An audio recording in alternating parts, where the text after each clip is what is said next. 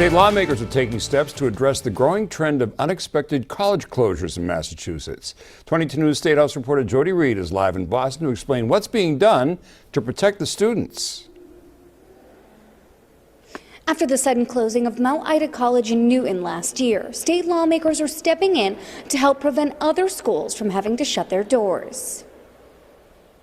Members of the state Senate spent time on Wednesday debating a bill that would increase financial transparency within the state's university system.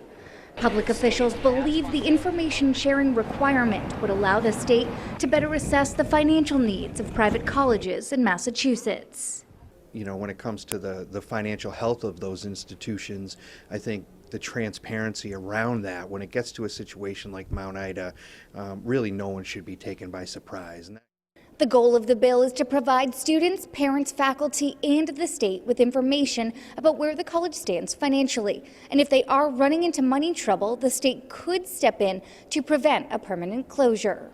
And parents who want it, or guardians, or the students themselves that want to continue their due diligence into that kind of financial realm will be able to, and the state will help make that possible.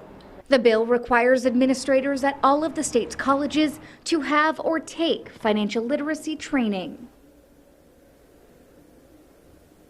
According to the House Higher Education Committee, 18 colleges and universities in Massachusetts have had to either close or merge in the past 5 years. In Boston, Jody Reed, 22 News.